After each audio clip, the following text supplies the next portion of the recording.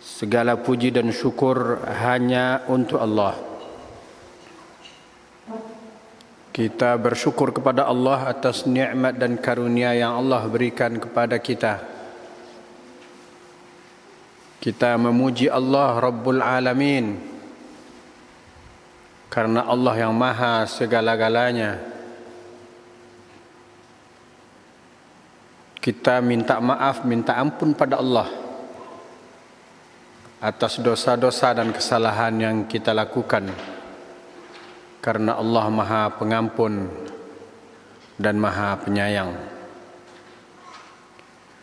Allah Subhanahu wa taala telah memberikan kepada kita kesempatan untuk hidup di dunia ini, untuk menikmati nikmat dan karunia yang Allah berikan. Kita diberi kesehatan oleh Allah. Kita diberi banyak kesempatan. Kita diberi banyak nikmat dan karunia yang kita tidak mampu untuk menghitungnya. Akan tetapi di sisi lain kita harus tunduk dan patuh kepada Allah Subhanahu wa taala, kepada Sang Pencipta yang memberi kita kesempatan dan segala nikmat dan karunia itu. Sebetulnya jemaah dimuliakan Allah, kita ini diciptakan dalam keadaan lurus, berada di dalam fitrah atau di atas fitrah. Penggalan hadis yang diriwayatkan dari Iyad ibn Himar, Allah Subhanahu wa taala berfirman, "Wa inni khalaqtu ibadi hunafa kulluhum fa'atathumus syayatin fajtalathum an dinihim." Sesungguhnya kata Allah, Aku telah menciptakan hamba-hambaku dalam keadaan lurus, yakni berada di dalam fitrahnya, berada di dalam kebenaran. Akan tetapi syaitan mendatangi mereka, sehingga syaitan itu memesongkan mereka, memalingkan mereka dari agama mereka.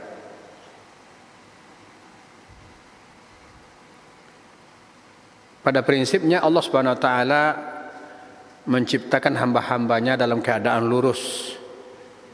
Akan tetapi syaitan menyesatkan sebahagian, ya barangkali sebahagian banyak di antara hamba-hamba Allah.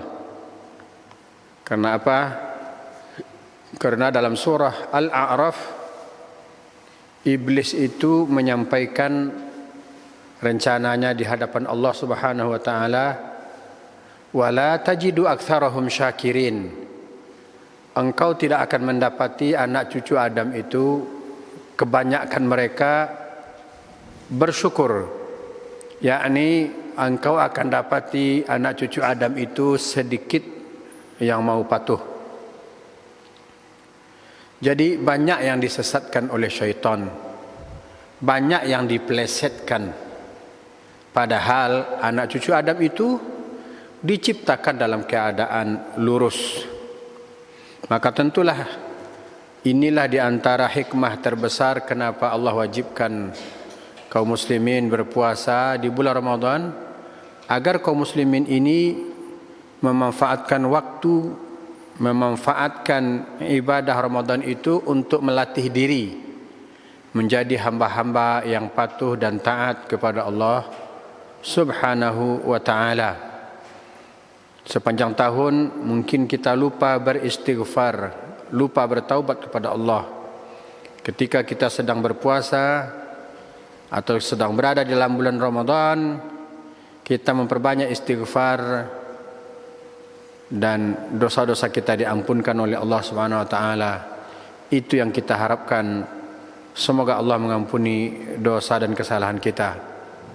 Tentu di antara hikmahnya juga Allah Subhanahu wa taala kasih sayang pada hambanya supaya hamba-hamba yang beriman tidak larut dalam kesalahan dan dosa, tetapi berusaha memperbaiki diri dan tetap harap akan nikmat karunia Allah yang sangat luas.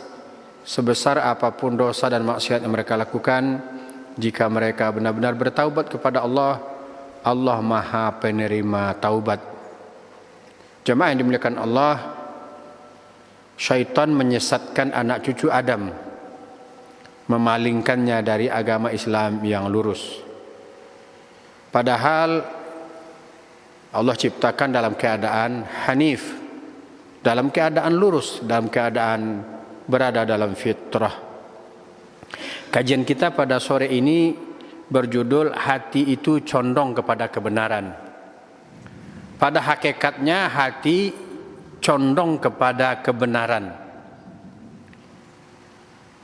Syekhul Islam Ibn Taimiyah rahimahullahu ta'ala berkata, wal qalbu khuliqa yuhibbul haqqa wa yuriduhu wa yatlubuh. Hati itu telah diciptakan oleh Allah, dia mencintai kebenaran, menginginkan kebenaran, bahkan mencari kebenaran itu. Ya. Kemudian juga beliau berkata, fa innal haqqa mahbubun fil fitrah. Sesungguhnya kebenaran itu dicintai oleh fitrah. Kaum muslimin dan muslimah yang dimuliakan oleh Allah Subhanahu wa taala, ada segumpal darah yang ada dalam hati kita, itulah dia hati. Yang ada di dada kita, itulah dia hati. Yang ada di dalam dada kita, itulah dia hati. Nah, hati itu pada hakikatnya diciptakan mencintai kebenaran, menginginkan kebenaran, bahkan mencarinya sampai dia mendapatkan dan menjumpai kebenaran itu. Akan tetapi anak cucu Adam dihalangi oleh syaitan, dibikin malas untuk mencari kebenaran, atau bahkan dijadikan anak cucu Adam melawan kebenaran itu, memusuhi kebenaran. Dia berkawan dengan kebatilan, dia mencintai kebatilan dan memusuhi orang-orang yang melakukan dan mencintai kebenaran.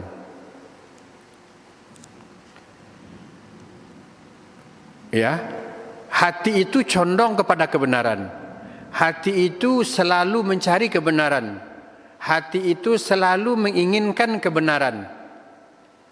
Akan tetapi tidak semua orang yang memiliki hati bisa berlaku demikian, bisa berbuat seperti itu. Karena apa? Karena ada beberapa penghalang yang menjadikannya terhalang dari menerima kebenaran.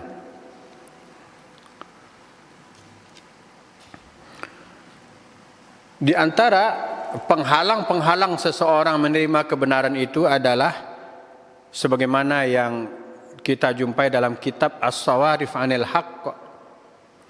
Di antara penghalang-penghalang kebenaran itu yang pertama adalah al-jahlu, kebodohan. Oleh sebab itu hendaklah setiap muslim menghindarkan dirinya dari sebutan yang buruk ini, kebodohan. Hendaklah setiap muslim keluar dari lumpur yang hina ini, lumpur kebodohan. Hendaklah setiap muslim malu berada dalam predikat kebodohan. Tentu lebih utama kita mengaitkan hal ini dengan kebodohan dalam urusan agama. Karena bisa jadi sebahagian manusia dia pintar dalam urusan dunia, tapi dia tidak pintar dalam urusan agama. Dia memahami seluk-beluk urusan dunia, tapi dia sangat awam dalam memahami agama. Kita prihatin dengan kondisi kaum muslimin.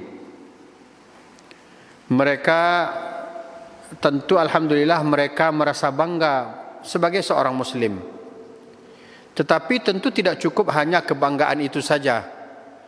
Apalah gunanya seseorang membangga-banggakan dirinya sebagai seorang muslim, akan tetapi perilakunya tidak menampakkan perilaku sebagai seorang muslim. Apalah artinya dia mengaku sebagai seorang mukmin, seorang beriman, tapi keyakinannya masih kacau balau, masih terjerumus ke dalam kesyirikan, masih terjerumus ke dalam perbuatan-perbuatan yang dilarang oleh Allah Subhanahu wa taala. Kaum muslimin mengaku mencintai Rasulullah, mengaku sebagai orang yang paling cinta kepada Rasulullah. Akan tetapi mereka kurang mengenal apa yang disyariatkan oleh Rasulullah sallallahu alaihi wasallam. Imam Ahmad rahimahullah taala berkata, "Innama jaa khilafu man khalafa liqillati ma'rifatihim bima jaa 'anin nabi sallallahu alaihi wasallam."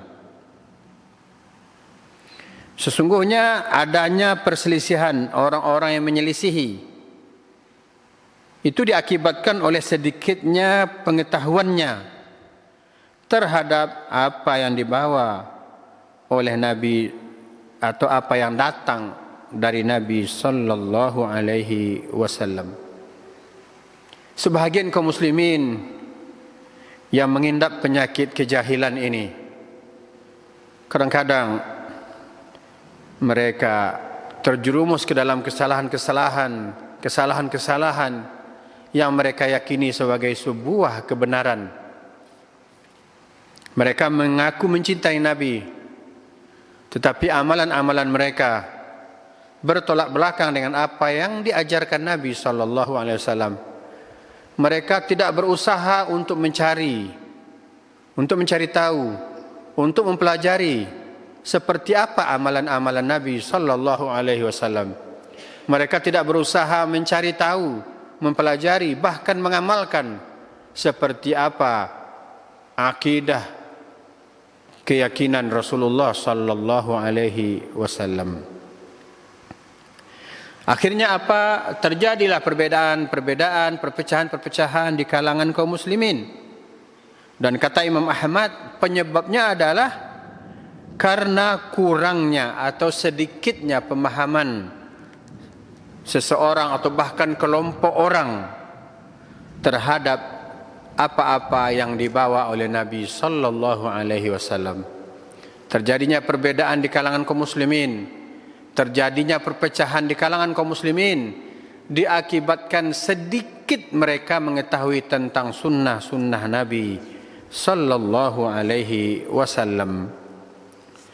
Hendaklah kita berusaha keluar dari kubangan kejahilan ini dengan cara kita berusaha mempelajari agama Islam ini dengan benar, mengamalkan ajaran Islam dengan benar, mengikuti sunnah-sunnah Nabi dalam mengamalkan ajaran Islam. Kita prihatin, kita sangat prihatin umat Islam terpecah belah. Bahkan saat ini di satu negara sesama muslim terjadi perang saudara. Ya, saling bunuh-bunuhan, bergelimpangan mayat di sana sini. Padahal sesungguhnya Allah Subhanahu wa taala mengatakan innamal mu'minuna ikhwah. Sesungguhnya orang-orang beriman itu bersaudara. Akan tetapi bisa jadi mereka mempertahankan ego dan perbedaan, tidak mau mencari atau tidak mau berusaha untuk mencari persatuan yang berlandaskan Al-Quran dan Sunnah Nabi sallallahu alaihi wasallam. Karena Nabi yang mengatakannya, alaikum bisunnati, hendaklah kalian mengikuti sunnahku. Wa'tasimu bihablillahi jami'an wa la tafarraqu. Kata Allah Subhanahu wa taala, berpegang teguhlah kalian semuanya dengan tali Allah, berpegang teguhlah dengan ajaran Allah dan jangan bercerai-berai. Kaum muslimin yang dimuliakan Allah, tentu tidak semua kaum muslimin, apalagi saat ini ketika di sebahagian tempat atau di kebanyakan tempat atau di banyak tempat kaum muslimin sedang teraniaya. Mereka susah untuk mencari atau mendapatkan kebenaran. Bahkan ketika mereka menemui kebenaran, sulit bagi mereka untuk mengamalkan kebenaran itu. Karena apa? Karena bisa jadi kebenaran yang mereka dapat sangat bertentangan dengan kebiasaan-kebiasaan yang telah dibiasakan di suatu tempat atau suatu negeri. Maka ada seseorang atau ada orang-orang yang mengetahui kebenaran kemudian ingin mengamalkannya, justru mereka akan mendapat perlakuan yang tidak baik. Bahkan bisa jadi mereka akan dizalimi. Kaum muslimin dan muslimah yang dimuliakan Allah, ya, sebagaimana perkataan yang telah kita bacakan tadi, perkataan Syekhul Islam Ibn Taimiyah, wal qalbu khuliqa yuhibbul haqqa, dan hati itu telah diciptakan dalam keadaan dia mencintai kebenaran. Ya, hati itu condong kepada kebenaran. Hati itu menyukai dan mencintai kebenaran, bahkan mencari kebenaran. Ya, menginginkan dan mencarinya. Tidak terbatas hanya pada menginginkan. Karena sebagian orang dia menginginkan sesuatu, tapi hanya sekadar sebatas pada keinginan, tidak berusaha untuk mencarinya. Akan tetapi hati mencintai kebenaran, menginginkan kebenaran, dan mencari kebenaran itu.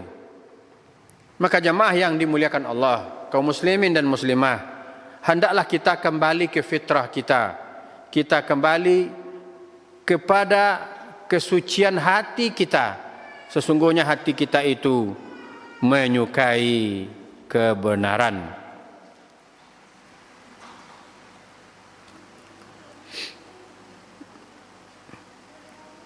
Seorang ulama bernama Al-Allamah Siddiq Hasan Khan rahimahullah ta'ala, beliau berkata, wa innama ya'riful haqqa man jama'a khamsata awsaf. Sesungguhnya orang yang bisa mengetahui kebenaran adalah orang yang ada pada dirinya 5 perkara.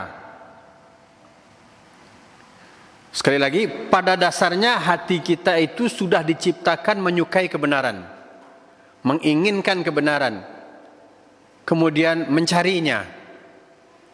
Tentu dalam hal ini tidak terlepas dari peran iblis dan bala tentaranya untuk menghalang-halangi seseorang dalam mencari kebenaran.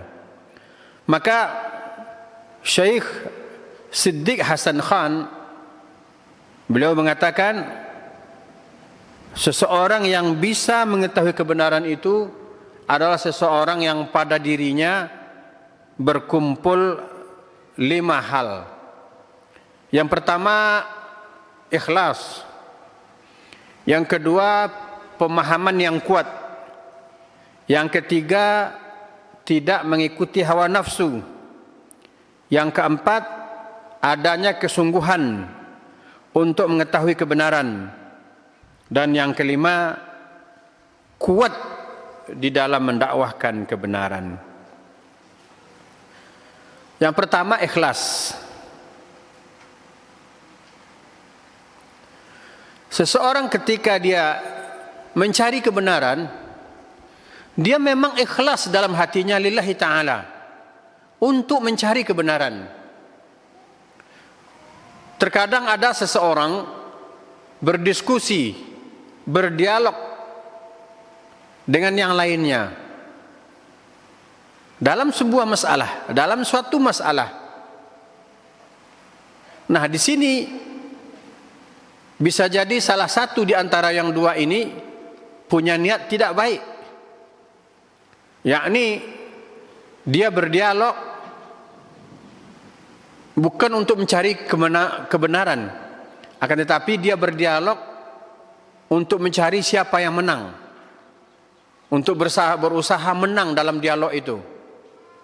Padahal sesungguhnya jika suatu masalah didiskusikan antara dua pihak, hendaklah kedua belah pihak itu masing-masing mengikhlaskan niat bahwa diskusi yang dilakukan bukan untuk mencari kalah menang, akan tetapi untuk mendapatkan kebenaran.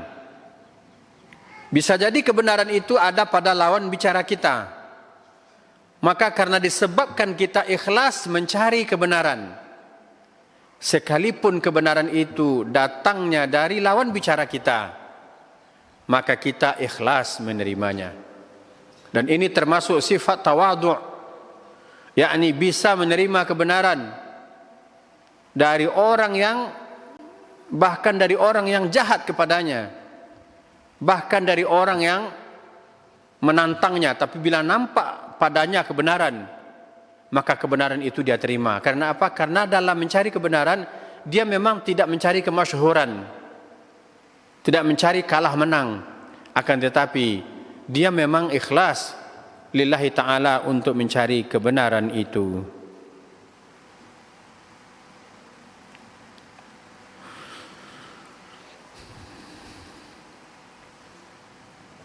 Yang kedua, seseorang yang mencari kebenaran itu hendaklah kuat pemahamannya. Apa maksudnya? Apa maksudnya? Sebab seseorang yang mencari kebenaran, kalau pemahamannya lemah, dia justru bukan kebenaran yang dia dapati. Bisa jadi kesesatan dan kesalahan yang dia dapati. Ya, bisa jadi ada sebuah diskusi antara seorang dengan orang lain yang kedua-duanya sama menghafal sebuah dalil. Akan tetapi mungkin ada perbedaan dalam memahami dalil itu. Maka orang yang kuat pemahamannya, insya Allah dia akan mendapatkan kebenaran.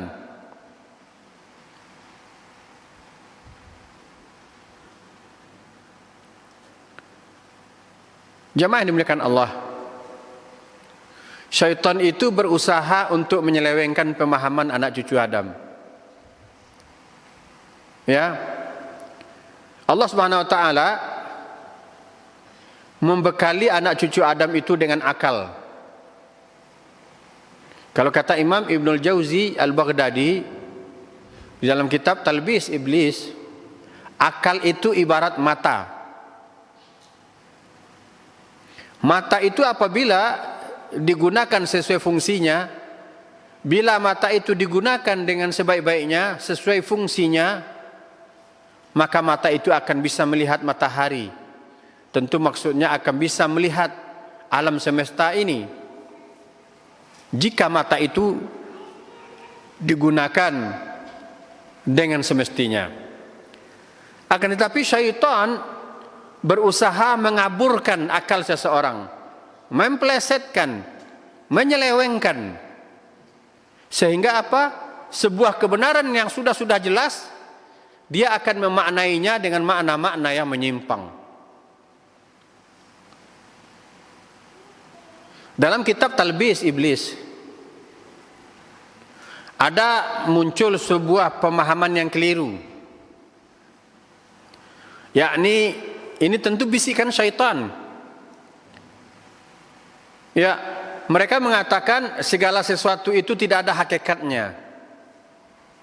Umpamanya masjid ini, walaupun nampak dengan jelas, mereka katakan masjid ini pada hakikatnya bukanlah masjid. Padahal dengan mata kita bisa melihat bahwa bangunan ini adalah masjid. Di sekeliling masjid ada tempat berwudu. Di sekeliling masjid ada rumah masyarakat. Di sekeliling masjid ada parkir kendaraan, tempat parkir kendaraan. Di samping pintu masjid ada tempat meletakkan sendal dan sepatu. Nampak secara nyata. Di dalam masjid ada sajadah, ada tiang-tiang, ada lampu, ada AC, ada kipas angin, ada pembatas saf antara laki dan perempuan. Nampak nyata. Tapi kata syaitan membisikkan dan memplesetkan akal seseorang, ini pada hakikatnya tidak ada, padahal ada. Nah, ini tentu orang yang tidak menggunakan matanya dengan baik sesuai fungsinya. Dalam kitab Talbis Iblis juga dijelaskan bahwa ada sebuah perumpamaan seorang ayah yang memiliki anak yang matanya juling. Ya, julingnya juling berat gitu ya. Biasanya orang yang matanya juling berat, dia bisa melihat satu benda tapi dilihatnya banyak benda. Satu benda yang sama, dia melihat banyak benda.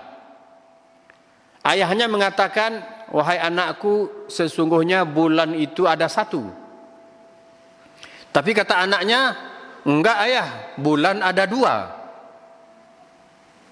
Kata ayahnya, wahai anakku, bulan cuma satu.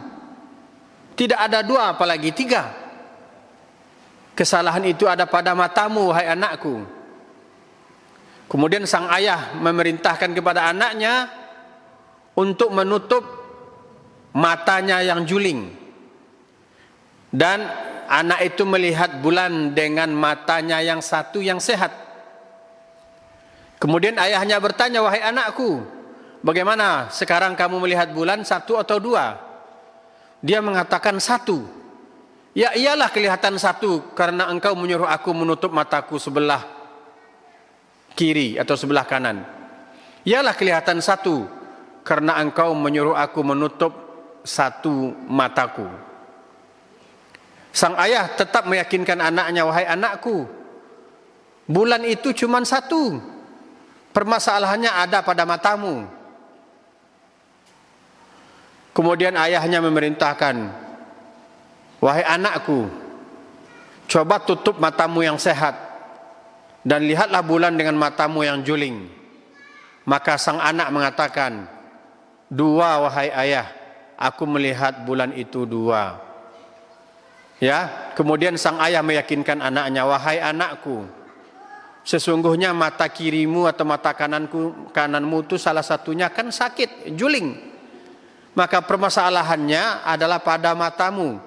Ketika matamu yang kamu gunakan untuk melihat bulan adalah mata yang sakit, maka kelihatanlah bulan itu menjadi dua. Nah, begitulah lebih kurang contoh bagaimana syaitan mempermainkan akal manusia. Akal itu ibarat mata. Jika digunakan sesuai fungsinya, maka akal itu akan bisa menerima kebenaran, akan bisa melihat kebenaran dengan sejelas-jelasnya. Maka seseorang yang mencari kebenaran dan mudah mendapatkannya, yakni seseorang yang memiliki pemahaman yang kuat, ya, di samping niatnya ikhlas mencari kebenaran, dia juga pemahamannya kuat, yang bersungguh-sungguh dia memang untuk mendapatkan kebenaran, walaupun kebenaran itu ada pada lawan bicaranya. Ketika dia mendiskusikan sesuatu, dia tidak cari menang, dia tidak berusaha menang walaupun dengan cara yang tidak betul, dengan cara tidak benar. Dia tidak berusaha untuk mengalahkan kawannya walaupun dengan cara curang. Akan tetapi dia memang niatnya ikhlas. Kemudian yang kedua, bersungguh-sungguh dia memang untuk mencari kebenaran. Kemudian kuat keinginannya untuk mencari kebenaran itu. Ini dalam kehidupan kita sehari-hari, jamaah yang dimuliakan Allah, kaum muslimin dan muslimah. Karena banyaknya syubhat, banyaknya keraguan-raguan, ya, syaitan itu mempermainkan anak cucu Adam. Wa asbaha kal mufti fi syarri. Terkadang syaitan itu berhasil mempermainkan anak cucu Adam, sehingga anak cucu Adam itu, salah seorang atau berapa orang di antara anak cucu Adam itu, jadilah dia seperti mufti di dalam kesesatan, mufti dalam keburukan. Pintar sekali dia mengaduk-aduk dalil, pintar sekali dia mempermainkan dalil, mempermainkan ayat, mempermainkan sunnah-sunnah Nabi SAW. Pintar sekali dia mempleset-plesetkan.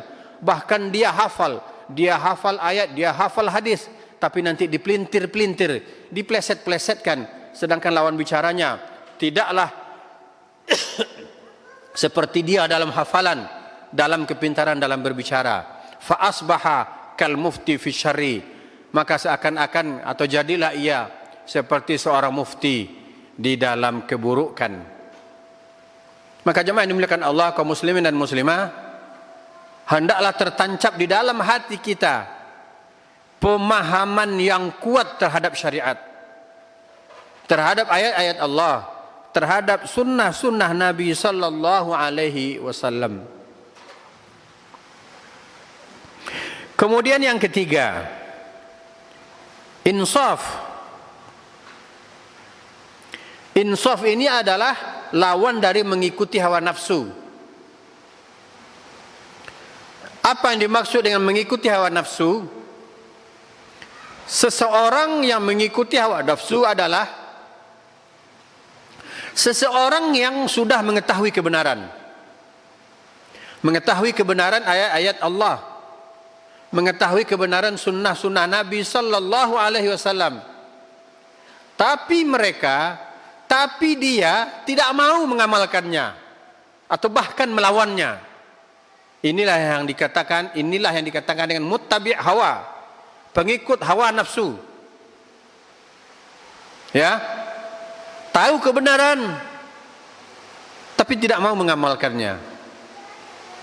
Sedangkan orang yang insaf adalah orang-orang yang tahu akan kebenaran kemudian dia mau menerimanya.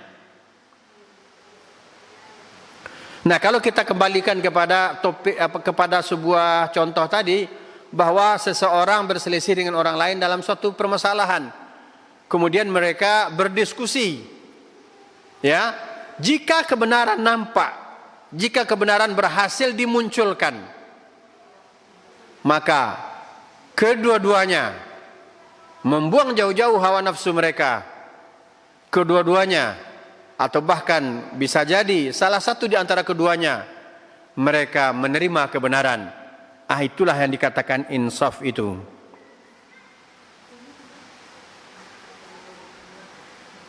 Kadang begini,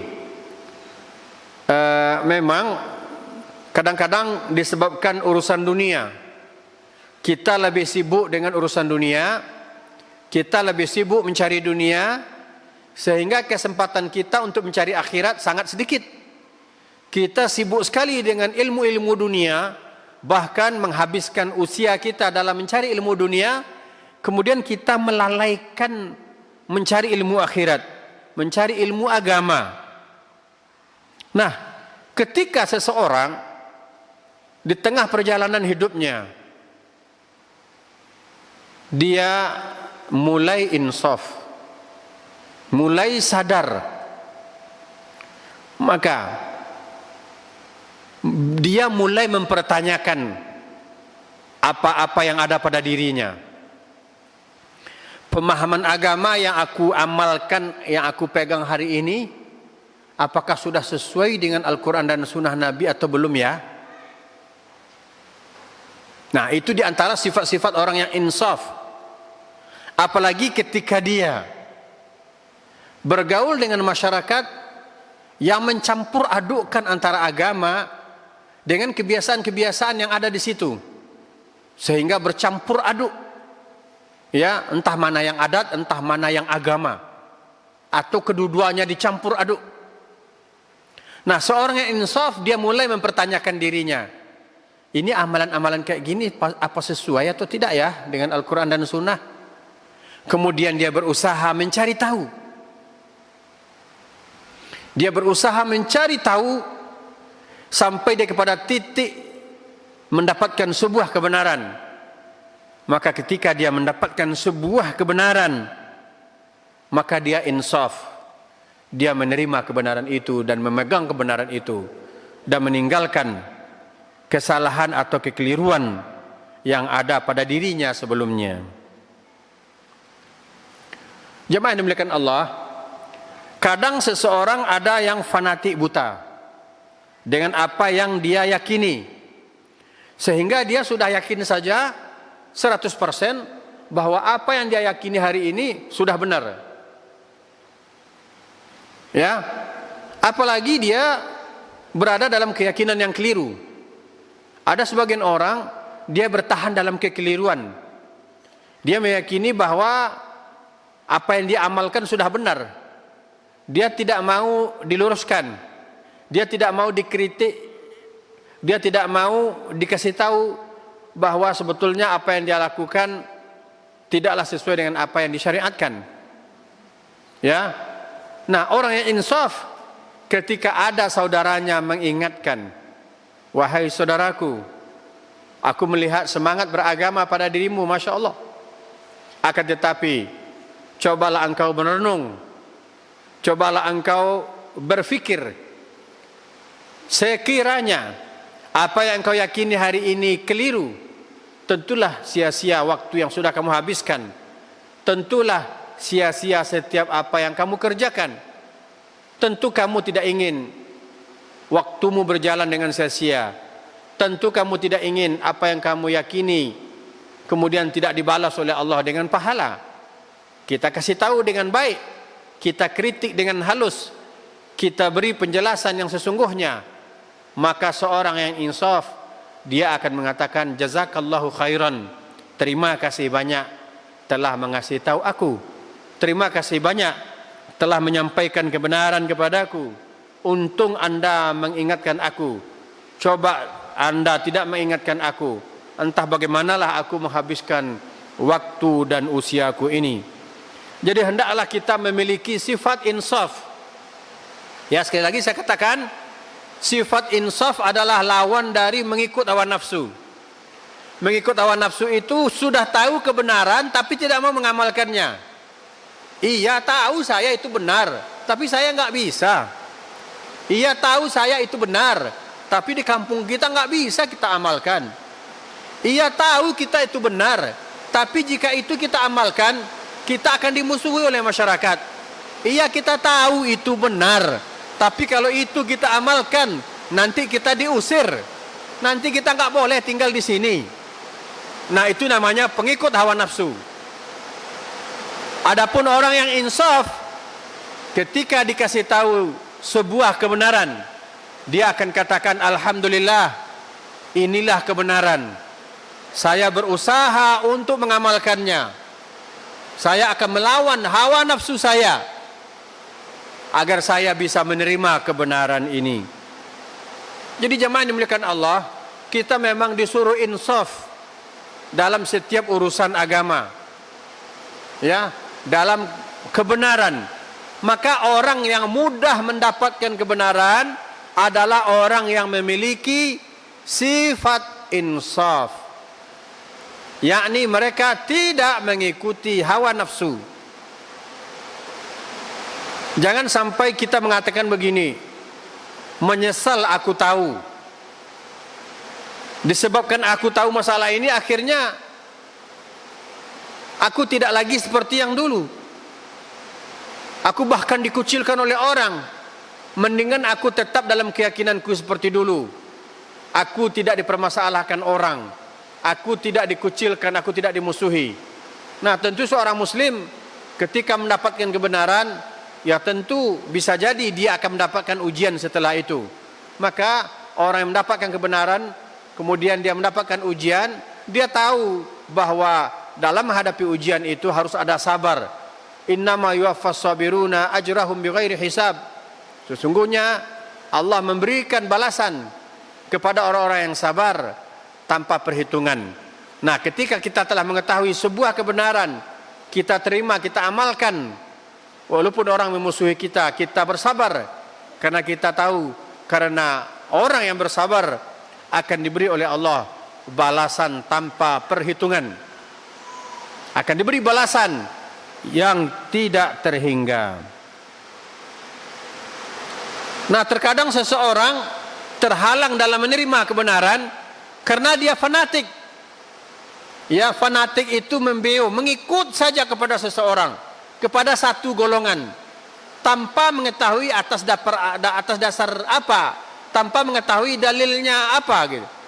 Ya, jadi orang fanatik itu yang penting ikut bagaimana kebiasaan orang itu, ikut bagaimana sesuatu sudah dibiasakan di tempatnya, di kampungnya, ikut kepada apa yang dikatakan oleh gurunya tanpa mau mempelajari, tanpa mau mencari tahu apakah itu benar atau salah. Ya, maka orang yang fanatik, ya, bisa jadi juga dia pengikut hawa, akhirnya terhalanglah dia dari mendapatkan kebenaran. Maka orang yang insaf, dia akan mudah mendapatkan kebenaran.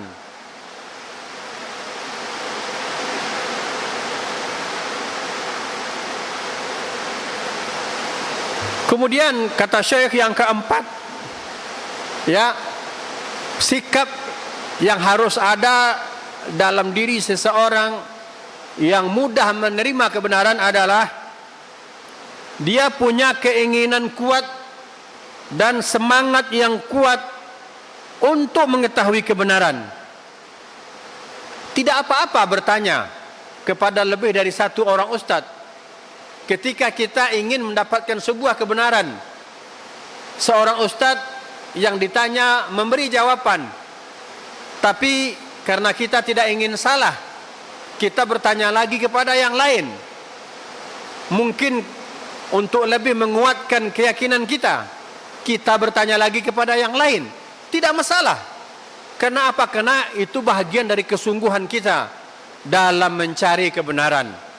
Cuma nasihat saya, ketika kita berusaha mencari kebenaran dengan cara bertanya kepada seorang ustadz, kemudian ketika ustadz itu telah memberi jawaban, tapi kita merasa tidak puas, kemudian kita bertanya lagi kepada ustadz yang lain, kemudian ustadz itu memberi jawaban, kita tetap tidak puas, akhirnya kita mengadu antara dua orang ustadz. Bagaimana nih ustadz, kalau kata ustadz A begini, kata ustadz begini pula, mana yang betul nih ustadz? Ya, ini keliru ya.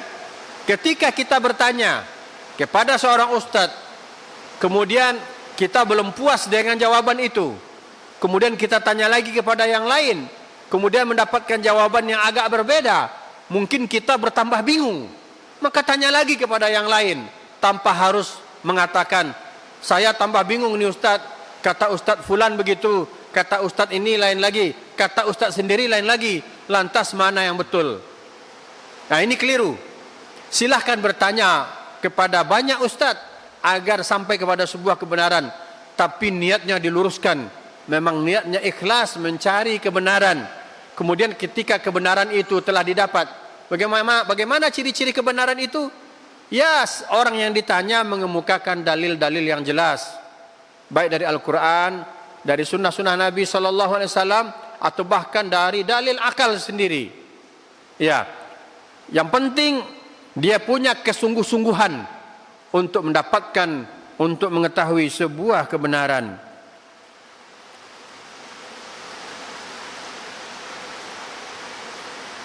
Akan tetapi jemaah yang dimuliakan Allah, ada orang yang konyol, yang memiliki sifat konyol. Ya, dia tadinya ingin mencari kebenaran, tetapi dia sendiri justru linglung. Ya, akhirnya bukan kebenaran yang dia dapat, dia sendiri yang stres gitu. Disinilah perlunya ada keikhlasan dalam mencari kebenaran. Memang ikhlas lillahi ta'ala, bukan karena yang lain.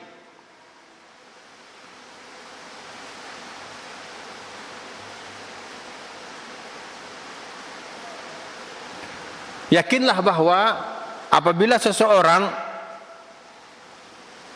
sungguh-sungguh lillahi ta'ala mencari kebenaran, maka Allah akan tunjukkan kepadanya kebenaran itu.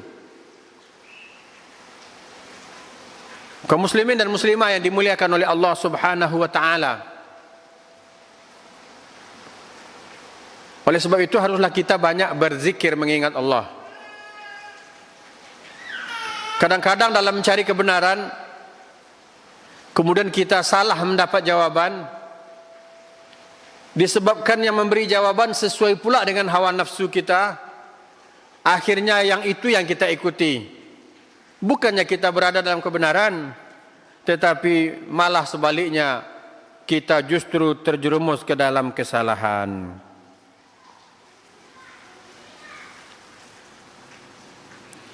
Kemudian yang kelima,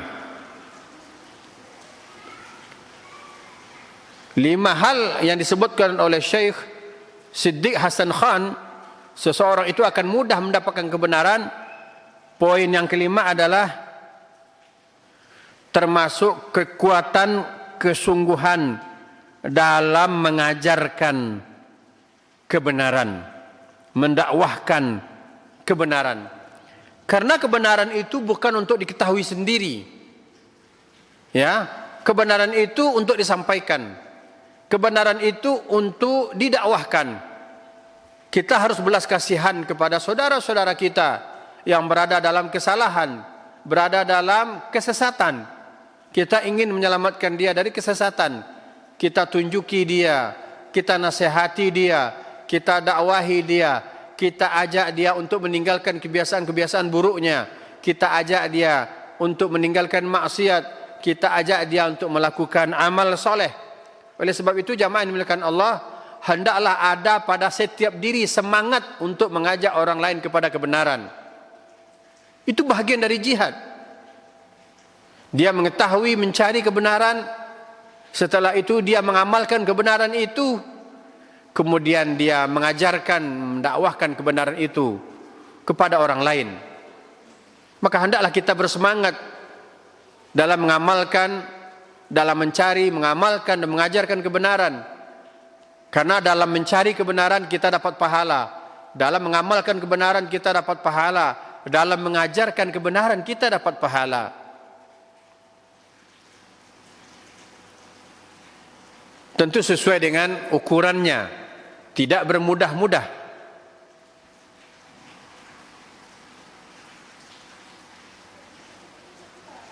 Nah, orang yang tidak sungguh-sungguh dalam mencari kebenaran,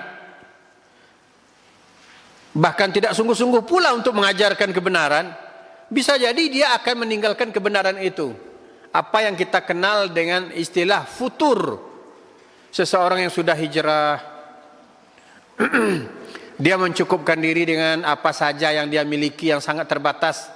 Dia tidak ingin belajar lebih banyak. Karena begini jamaah yang dimuliakan Allah, seseorang dengan masa lalunya yang buruk, ketika dia berhijrah, dia tidak cukup hanya sampai di situ. Dia harus lebih banyak belajar. Untuk apa? Untuk memperbaiki diri, agar dia tidak kembali lagi kepada keburukan dan kesesatan yang pernah dia lakukan, yang pernah dia jalani. Dia mesti mengisi waktunya semaksimal mungkin untuk belajar mencari kebenaran. Kalau tidak jamaah yang dimuliakan Allah, dia akan meninggalkan kebenaran itu. Contoh, ada seseorang yang dalam hidupnya bergelimang harta tapi dari cara yang haram. Ya, dari cara yang haram. Kemudian dia sadar, sesungguhnya apa yang aku lakukan ini keliru. Coba bayangkan, ya, coba renungkan orang yang selama ini dalam hidupnya bergelimang kemewahan, tapi dengan cara yang tidak halal. Kemudian suatu saat dia sadar, apa yang dia miliki ternyata tidak diridhai oleh Allah. Kemudian dia tinggalkan kemewahan itu. Akhirnya dia hidup dalam kesederhanaan.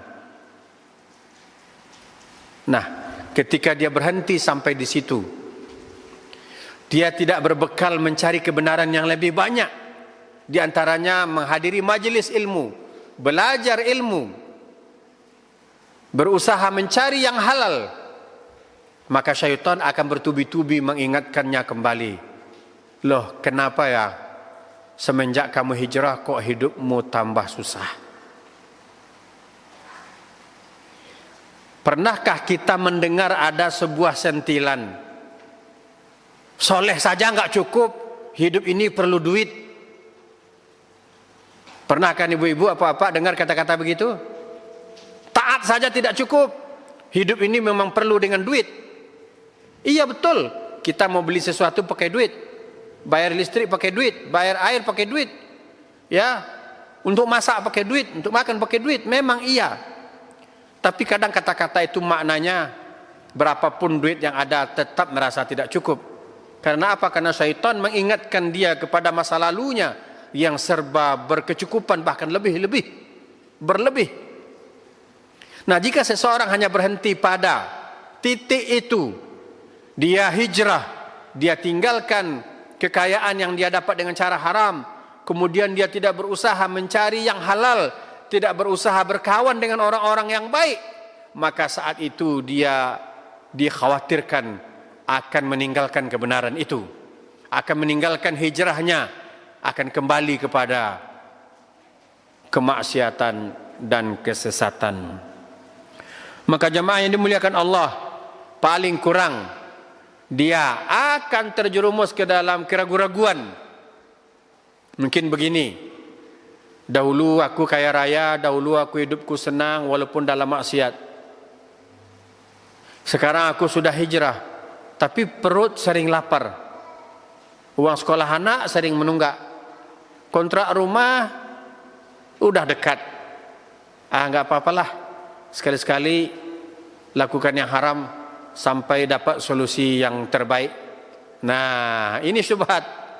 Ini keraguan-raguan yang dihembuskan oleh syaitan. Maka hendaklah bersabar. Hendaklah bersungguh-sungguh mohon kepada Allah. Pada waktu yang lalu saya pernah menceritakan seorang yang bersungguh-sungguh meninggalkan maksiat lillahi ta'ala. Memang butuh waktu, tapi setelah itu Allah subhanahu wa ta'ala mengembalikan apa yang hilang darinya, mengembalikan ya hartanya, tetapi Allah kembalikan melalui jalur yang halal sehingga dia merasa tenang di dalam menjalani kehidupannya.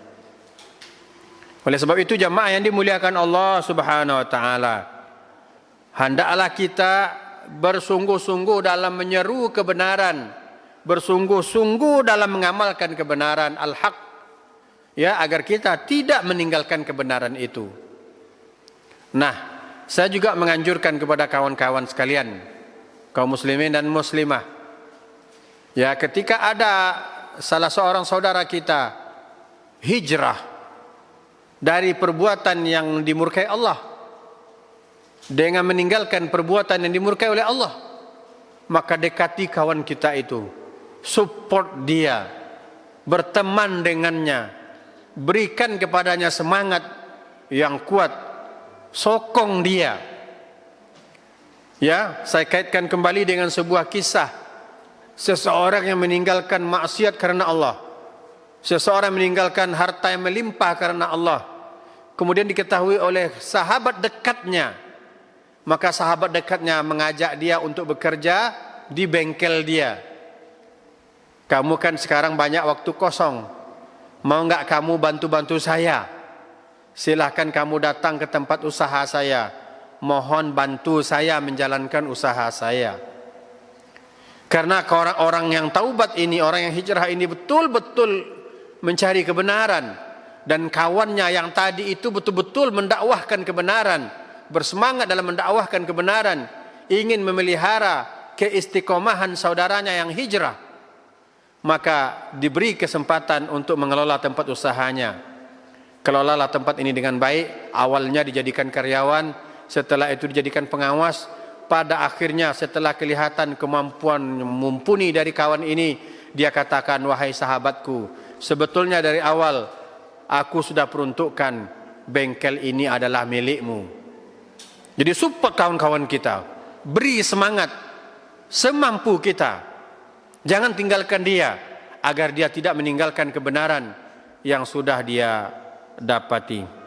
Jadi jamaah yang dimuliakan Allah, seseorang yang mudah mendapatkan kebenaran, sebagaimana yang dikatakan oleh Al-Allamah Siddiq Hasan Khan, beliau mengatakan, innama wa innama ya'riful haqqa man jama'a khamsata awsaf. Sesungguhnya orang yang mudah atau bisa menerima kebenaran itu orang yang ada berkumpul pada dirinya 5 perkara. Yang pertama ikhlas, Yang kedua, dia sendiri memiliki pemahaman yang kuat. Yang ketiga, dia insaf, yakni tidak mengikuti hawa nafsunya. Kemudian yang keempat, dia sendiri memang berusaha sesungguh-sungguhnya, dengan sesungguhnya untuk mengetahui kebenaran itu. Kemudian yang kelima, dia juga kuat dalam mendakwahkan kebenaran.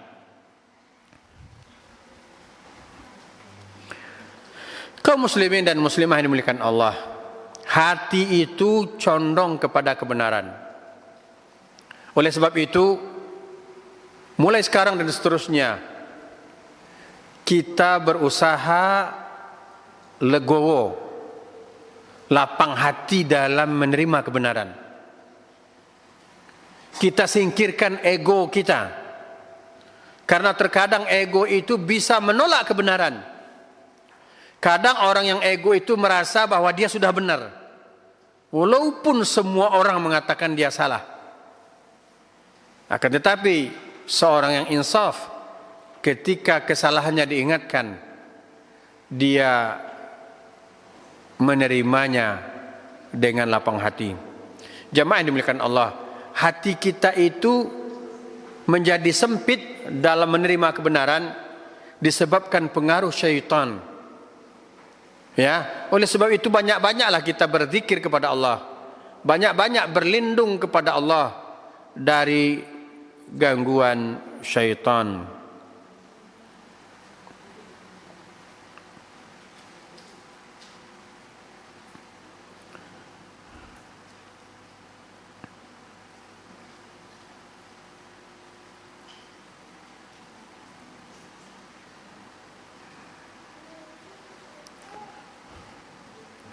Jamaah yang dimuliakan Allah Subhanahu wa taala, hati kita condong kepada kebenaran. Akan tetapi ada beberapa hal yang menghalangi kita dalam menerima kebenaran. Sebagaimana yang kita sampaikan di awal tadi, bahwa di antara faktor yang menghalangi kita menerima kebenaran itu adalah al-jahlu, kebodohan dalam ilmu-ilmu agama.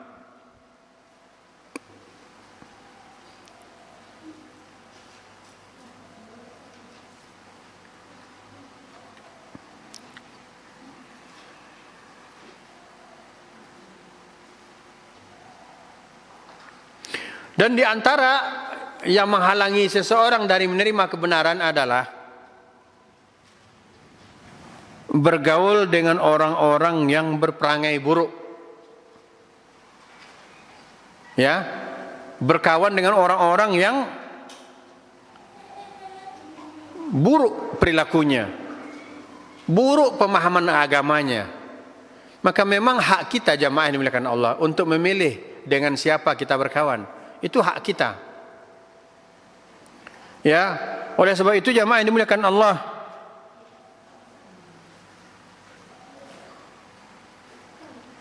terkadang jiwa kita ini memang condong kepada apa yang kita saksikan, apa yang berlaku pada orang di sekeliling kita. Terkadang kita menjadi ikut-ikutan, ya, menjadi ikut-ikutan berperilaku seperti orang-orang yang ada di sekitar kita, walaupun perilaku mereka perilaku buruk. Kan semua orang udah begitu, masa kita aja nggak ikut? Adakah terbesit dalam hati kita atau bahkan terucap dalam lisan kita, ya udahlah, kita aja lain, kita aja yang lain, nanti kita dianggap aneh, ya udahlah ikut aja sekalian. Nah, di antara penyebab seseorang itu terhalang dari menerima kebenaran, dia melawan hatinya yang suka menerima kebenaran, yakni disebabkan dia bergaul dengan orang-orang yang buruk perilaku dan perangainya.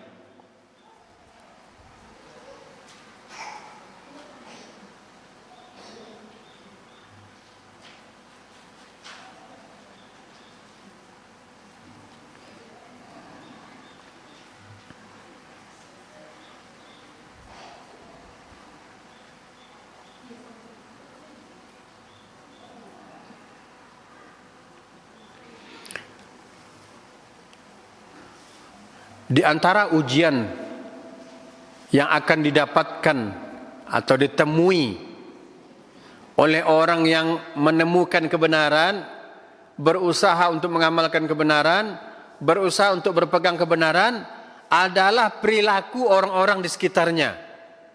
Nah, ini ujian terberat. Ya, kadang kita tidak mau ikut, kemudian kita dituduh tidak bermasyarakat. Ya, kita tidak mau ikut. Ini contoh, satu contoh. Umpamanya ada sebuah kebiasaan senam pagi di satu komplek,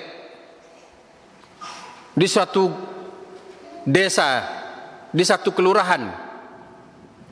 Saya sedikit agak ngeri. Ya, niatnya bagus. Tapi kan tidak semua niat yang bagus itu bisa menghasilkan yang bagus.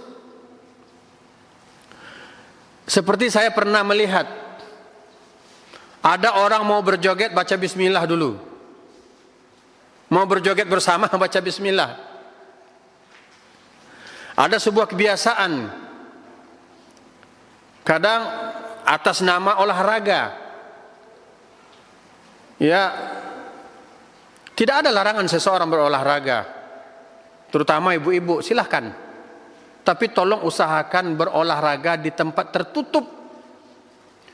Karena sebagian ibu-ibu kalau berolahraga, dia sering menampakkan auratnya dengan cara memakai pakaian yang ketat-ketat gitu. Sebagian, ya, tidak semua. Kemudian dengan iringan musik yang luar biasa. Kemudian mereka melenggang-lenggok, bergoyang-goyang di depan umum, di fasilitas umum. Nah, coba kalau di dekat rumah ibu ada keadaan seperti ini, kemudian ibu diajak ikut, kemudian ibu tidak mau, saudari tidak mau, dengan berbagai macam alasan. Ya, kalau pertama mungkin bisa disampaikan alasannya, maaf saya tidak bisa ikut, tapi selalu diajak, tapi selalu dirayu, yang pada akhirnya ya sudahlah, ikut ajalah sekali-sekali. Nah, ini dia. Semestinya ya istiqomah, kalau tidak ya tidak gitu. Berikan alasan yang masuk akal, berikan alasan yang jelas, kemudian istiqomah untuk tidak ikut. Nah, ini fitnah, ini ujian bagi orang-orang mengetahui kebenaran. Saya berharap ya kepada masyarakat, pada kaum muslimin, jika ada sebuah kebiasaan yang dibiasakan di tempat kita, sedangkan kita sendiri bahkan tidak dapat memastikannya apakah itu baik atau buruk, berarti kalau tidak baik atau tidak pasti, tidak tahu pasti itu baik atau buruk, berarti kan hal yang samar-samar. Sedangkan dalam agama hal-hal yang samar-samar itu disuruh tinggalkan. Maka ujian berat bagi seorang yang istiqomah adalah ketika bergaul dengan orang-orang yang perilakunya buruk, perangainya buruk. Saya pernah membaca sebuah tulisan di media sosial. Ada sebuah iklan. Hadzal bait lil bai'. Rumah ini dijual. Ada sebuah iklan nempel di sebuah rumah. Rumah ini dijual. Kemudian dijelaskan sebabnya. Rumah ini dijual sebab tetangga sebelah usil. Itu maksudnya apa? Supaya yang beli berani, yang tidak berani nggak beli. Nanti jangan dia nyesal, dia beli rumah itu ternyata, oh rupanya orang sebelum kita jual rumahnya karena ini sebabnya. Dan ini kita dapati di tengah masyarakat. Terkadang kita berusaha untuk istiqomah di dalam kebenaran, mengamalkan sunnah-sunnah Nabi, tetapi tetangga kita usil. Umpama begini, ada seorang ibu yang selalu menutup auratnya, keluar rumah ke terasnya. Ini keliru ya.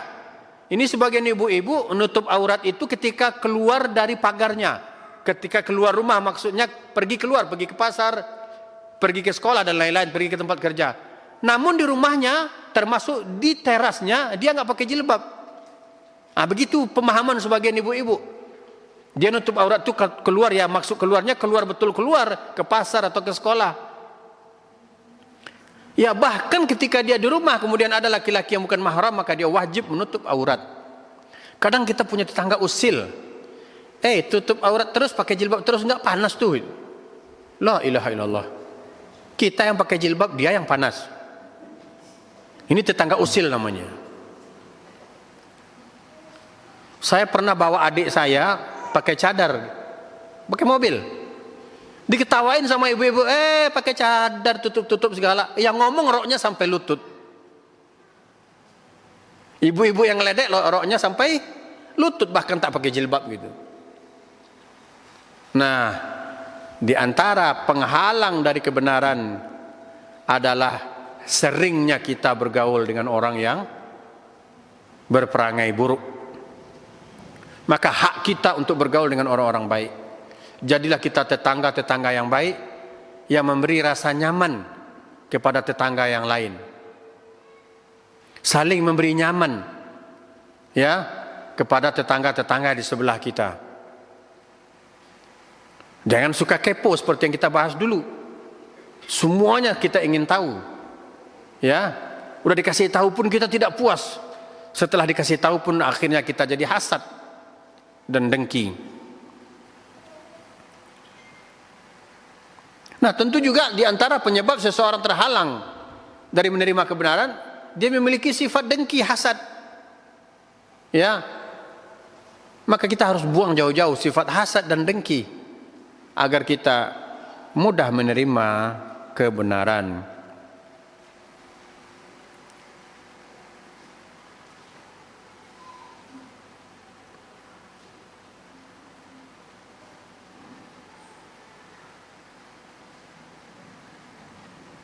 Ingat jamaah yang dimuliakan Allah, kata Nabi, setiap diri manusia itu diikuti oleh syaitan.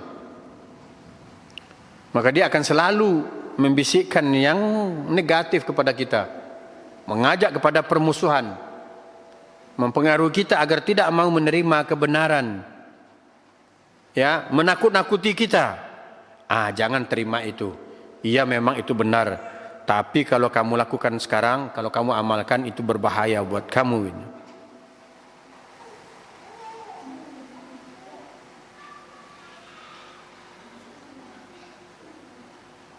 Kemudian dalam pemahaman keagamaan, dalam beragama, dalam mengamalkan agama, sebagian kaum muslimin kan mengamalkan agama hanya berdasarkan kebiasaan-kebiasaan atau berdasarkan kefanatikan, tidak berdasarkan kepada apa yang disunnahkan. Artinya amalan-amalan mereka adalah amalan yang Nabi katakan sebagai amalan yang bid'ah. Artinya amalan yang dibuat-buat sendiri, hasil inovasi-inovasi, bukan berdasarkan wahyu dan contoh-contoh dari Nabi. Maka di antara penyebab seseorang sulit atau bahkan terhalang dari menerima kebenaran, sebagaimana dikatakan oleh Bundar bin Al-Husaini rahimahullahu ta'ala, yakni suhbatu ahlil bid'ah, yakni berkawan dengan ahli bid'ah, bersahabat. Karena apa? Karena dia akan menanamkan keraguan-raguan kepada kita. Kita sudah mengetahui ini yang sunnah, tapi ahli bid'ah mengatakan, tidak, ini bukan sunnah. Ya mungkin ya kamu meyakini sunnah, tapi itu sunnah buat kamu, buat aku bukan gitu. Buat masyarakat kita bukan. Ya sudahlah, sunnah kamu ketahui sendiri aja, jangan ajak-ajak kita gitu. Akhirnya lama-lama berkawan dengan ahlul bid'ah, maka orang itu akan terkontaminasi. Maka jadilah ia sulit dalam menerima kebenaran. Jamaah yang dimuliakan Allah, ketahuilah, Allah sudah ciptakan hati kita condong untuk menerima kebenaran. Sudah ciptakan hati kita ini menyukai, mencintai kebenaran. Bahkan Allah ciptakan hati ini mencari kebenaran, berusaha mencarinya dan bertahan dalam kebenaran. Semoga kita menjadi orang-orang yang hatinya mencintai kebenaran, hatinya mudah menerima kebenaran, sehingga dalam hidupnya dia mengamalkan kebenaran, sehingga ketika dia mati dalam kebenaran, mati dalam keadaan seorang muslim yang tunduk patuh kepada apa yang Allah syariatkan dan apa yang disunnahkan oleh Nabi sallallahu alaihi wasallam. Demikian kajian kita pada sore ini, supaya bermanfaat untuk saya sendiri dan kita semua. Semoga Allah lunakkan hati-hati kaum muslimin dalam menerima kebenaran. Semoga Allah mudahkan kaum muslimin dalam menerima kebenaran, supaya Allah beri hidayah kepada kawan-kawan kita, saudara-saudara kita yang sulit untuk menerima kebenaran, sehingga dia menjadi mudah menerima kebenaran. Maka jadilah umat ini berada dalam kebenaran dan Allah redha sayang kepada mereka. Maka jadilah mereka masyarakat yang disayang oleh Allah, yang diturunkan kepada mereka keberkahan dari langit dan dari bumi. Subhanakallahumma bihamdika asyhadu an la ilaha illa anta astaghfiruka wa atubu ilaik. Walhamdulillahi rabbil alamin. Wassalamu alaikum warahmatullahi wabarakatuh.